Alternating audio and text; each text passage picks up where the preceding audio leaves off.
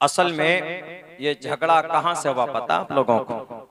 ये जो उत्तर प्रदेश में एक मामला चल रहा है, संभल मुरादाबाद के करीब है। जिला मुरादाबाद एक बहुत मशहूर जगह है जहाँ पीतल का काम बहुत होता है, पीतल का काम मुरादाबाद में। तो वही मुरादाबाद के 25 या 30 किलोमीटर की दूरी में संभल है।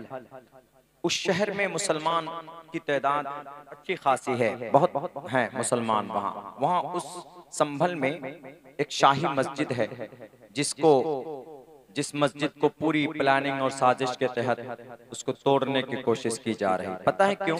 ये लफ्ज संभल की वजह से, ये जो संभल है ना, लफ्ज संभल, इसी की वजह से। इसको समझिए जरा, मैं बताता हूँ, थोड़ी तफसील है, 5-7 मिनट लगेगा, लेकिन समझिए तो आपको भी पता चलेगा। वो जो संभल है, ये लफ्ज संभल एक जगह एक मंत्र में आया है। संभल गराम शंभल गराम गुख्य सबराह मनय सकहा तमन भवने विष्णु यशा कल की प्रादुर्भविष्यति। अब से तकरीबन 4 साल पहले ये मंत्र मैंने यहीं पे पढ़ा था। ये मंत्र कल के अवतार के बारे में है। तो आज मैं इस मस्जिद के ताल्लुक से पढ़ता हूँ इस मंत्र को। तो इस मंत्र, ये जो लफ्ज संभल है ना, शंभल गराम गुख्य सबराह मनय सकहा तमन भवने विष्णु यशा कल की प्रादुर्भविष्यति। हिंदू धर्म में यह अकीदा है कि सारा युग गुजर चुका, सतयुग, त्रेता युग, द्वापर युग, अब ये कलयुग चल रहा। कलयुग के अंदर में बुराई ज्यादा है, अच्छाई कम है। तो इन बुराइयों को मिटाने के, बुराई ज्यादा, हकीकत में ज्यादा, जो लोग मुजरिम हैं वो लोग आराम से लंदन में बैठकर मौज कर रहे हैं, और जो बेचारे निर्दोष हैं उनको जेल में डाल दिया। जो जितना बड़ा झूठा होता है वो उतना बड़ा नेता होता है आज का।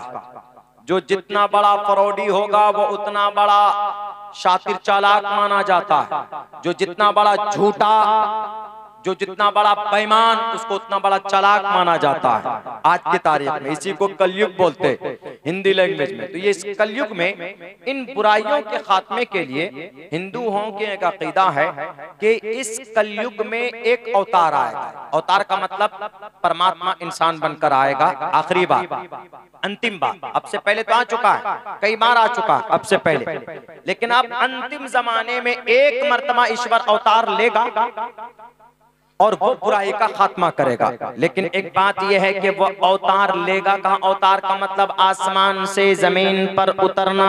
अवतार इसी से है उतरना। आपके यहाँ तो कुछ और बोलते हैं, बंगला में क्या बोलते हैं? हाँ, नमो नमा, नमो नमो, नमा नमा बोल देंगे तो सजदा करना हो जाएगा संस्कृत में। नमा नमा, तरातरी नामो, जल्दी जल्दी उतरो। हावड़ा में बस में चढ़िएगा तो इसी तरह बोलते हैं। खैर चलिए, हम तो इतने दिन हो गए अभी तक हम बांग्ला सीख ही नहीं पाए कि एक जो लफ्ज संभल है, तो इस संभल के ऊपर झगड़ा, वो झगड़ा इसलिए है कि जनाबे मोहम्मद रसूलुल्लाह सल्लल्लाहु अलैहि वसल्लम का हमारा अकीदा है कि अल्लाह के नबी आखिरी नबी थे। मा काना मुहम्मदुन अबा अहदिम मिन रिजालिकुम वलाकिन रसूलुल्लाह व खातमुन नबिय्यीन। अल्लाह के नबी अलैहिस्सलातु वस्सलाम आखिरी नबी हैं। अल्लाह के नबी के बाद कोई नबी नहीं आने वाला है। अल्लाह के नबी अलैहिस्सलाम के ऊपर कुरान मुकम्मल हुआ, अल्लाह के नबी के ऊपर शरीयत मुकम्मल हुई, अल्लाह के नबी अलैहिस्सलाम के ऊपर और फरिश्तों का आना बंद हो गया। नबी के बाद आप कयामत तक कोई नबी नहीं आने वाला। कोई फरिश्ता आसमान से जमीन पर वही लेकर नहीं आएगा। आसमान से जमीन पर फरिश्ते वही लेकर आते थे। उस फरिश्ते का नाम है हजरत जिब्राइल, हजरत जिब्राइल अमीन अलैहिस्सलातु वस्सलाम। तो हमारा अकीदा यह है, लेकिन हिंदुओं का अकीदा यह है कि अंतिम जमाने में आखिरी अवतार आएगा और उस आखिरी अवतार दुनिया की बुराई का खात्मा करेगा। लेकिन वो जो आखिरी अवतार आएगा उसके आने की जगह क्या होगी, कहां पर आएगा? तो मंत्र में लिखा हुआ है, शंभल गराम गुख्य सबराह मनय सकहा तमन भवने विष्णु यशा। संभल गराम में आएंगे। तो मंत्र में संभल लिखा हुआ है, तो हिंदुओं ने ये समझ लिया कि अरे मुरादाबाद वाला संभल में आएंगे अंतिम अवतार, और संभल के अंदर में कोई मंदिर नहीं है।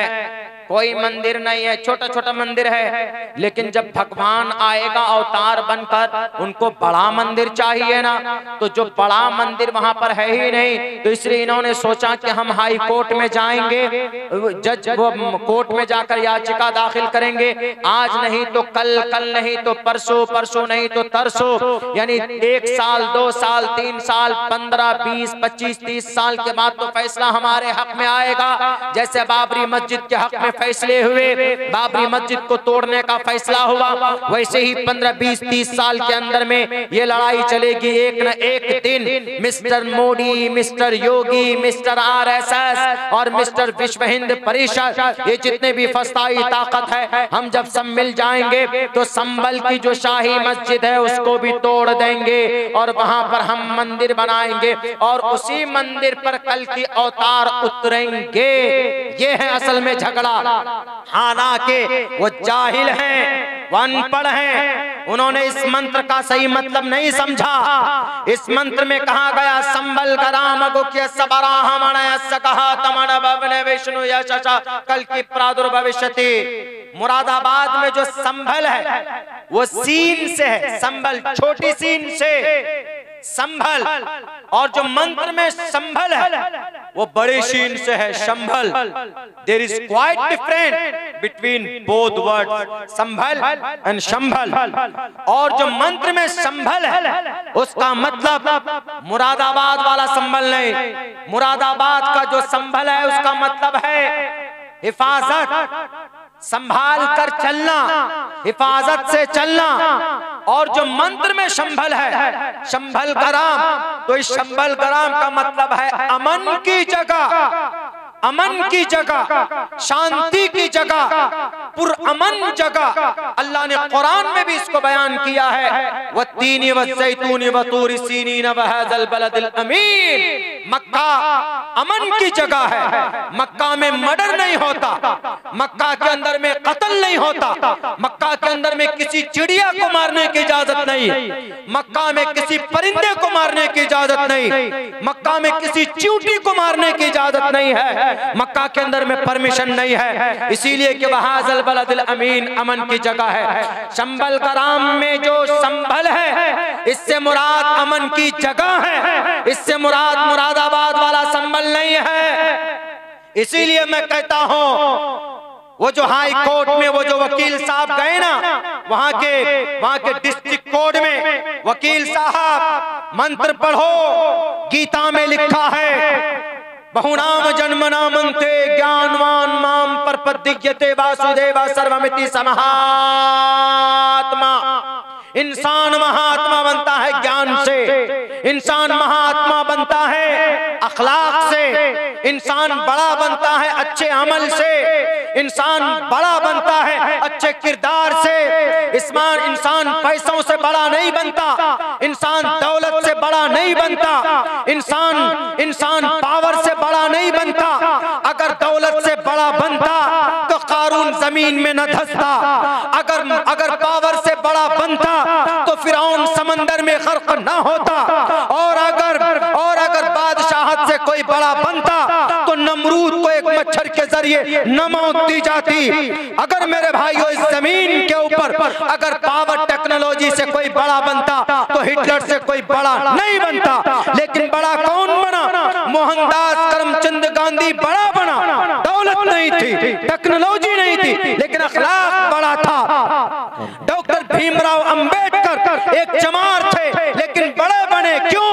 उनके पास डिग्री थी, उनके पास तालीम थी, उनके पास 12-12 डिग्रियां थी। तब जाकर हमारे इस देश के संविधान को अगर लिखने वाला कोई महापुरुष है तो उसका नाम डॉक्टर भीमराव अंबेडकर। और डॉक्टर भीमराव अंबेडकर को यह ओहदा क्यों मिला था? क्योंकि उनसे ज्यादा पढ़ा लिखा भारत के अंदर कोई नहीं था। तो इससे पता चलता कि पढ़ लिख कर इंसान बड़ा बनता, राजनीति और कुर्सी की चापलूसी में इंसान बड़ा बिल्कुल नहीं बनता। बेशक बेशक। नारे तकबीर, नारे तकबीर।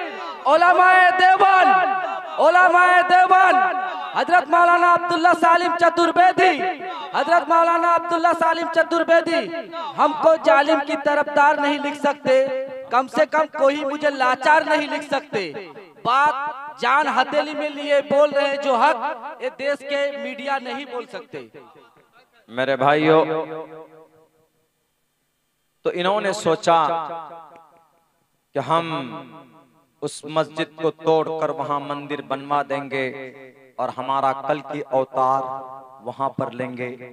तो ये इनकी सिर्फ जिहालत है, मंत्र को गलत समझा उन्होंने। और ये मंत्र भी किस पर फिटा था पता आपको?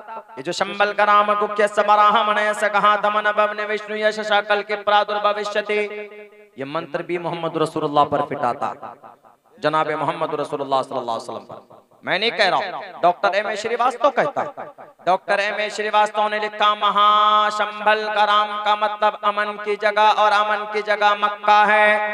बराह मनय ऊंचे खानदान में अंतिम अवतार पैदा लेंगे, अंतिम अवतार कबीले कुरैश है। विष्णु यश, विष्णु यश के जरिए, विष्णु यश का अरबी में तर्जमा अब्दुल्ला होता है, और अब्दुल्ला अल्लाह के नबी के अब्बा का नाम है कि नहीं है? सुमति यानी था वैष्णव, अम्मा का नाम सोमवती होगा। सोमवती को अरबी में आमिना बोलते हैं कि नहीं बोलते? और आमिना जनाबे मोहम्मद रसूलुल्लाह सल्लल्लाहु अलैहि वसल्लम की माँ का नाम है कि नहीं है? मेरे नौजवानों, नॉलेज होना चाहिए आपको। सिर्फ ये पुष्पा 2 कितना पैसा कमाया, जवान कितना कमाया, इससे काम नहीं चलने वाला। हैप्पी न्यू ईयर मनाने से काम नहीं चलने वाला। ये सब नॉलेज रखना जरूरी है, ताकि कल अगर कोई नबी की जात पर, शरीयत पर अगर कोई उंगली उठाए तो उनको आंखों में आंखें डालकर उसको जवाब दे सको। ये मंत्र डॉक्टर एम ए श्रीवास्तव ने लिखा है कि ये पूरा मंत्र मोहम्मद रसूलुल्लाह सल्लल्लाहु अलैहि वसल्लम पर फिटाता है। क्यों? क्योंकि नबी जहां पैदा हो गए उस जगह, कौन सी जगह है? मक्का। नबी कौन से घराने में पैदा हो गए? ऊंचे खानदान में। इसी को संस्कृत में ब्राह्मण कहा है। और नबी के अब्बा का नाम अब्दुल्ला, अब्दुल्ला को संस्कृत में विष्णु यश कहा है। और नबी जिस माँ से पैदा होंगे उस माँ का नाम आमिना है। इसी आमिना को संस्कृत में सोमवती कहा गया है। डॉक्टर एम ए श्रीवास्तव ने लिखा है कि यह मंत्र पूरा का पूरा जनाबे मोहम्मद रसूलुल्लाह सल्लल्लाहु अलैहि वसल्लम पर फिट आता है। मुसलमानों, इतना सब कुछ होने के बावजूद, यानी इतनी सारी हकीकत, जब सब कुछ सच है तो फिर क्या वजह है आज पूरी दुनिया के अंदर मुसलमान क्यों जलील रुसवा हो